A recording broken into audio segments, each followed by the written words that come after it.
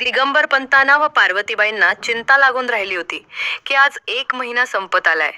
बादशाने सांगितल्याप्रमाणे 1 लक्ष मोहरांची व्यवस्था झाली नाही. आमचा मुलगा आता आमच्यापासून दूर होणार म्हणून देवापाशी बसून प्रार्थना करत होते.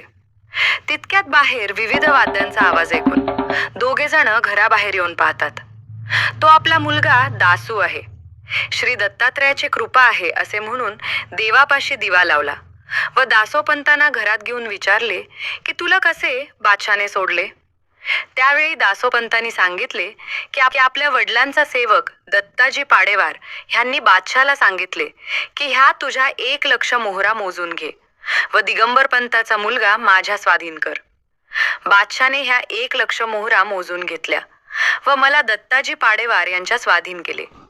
मला नारायणपेठ गावात आणून सोडले.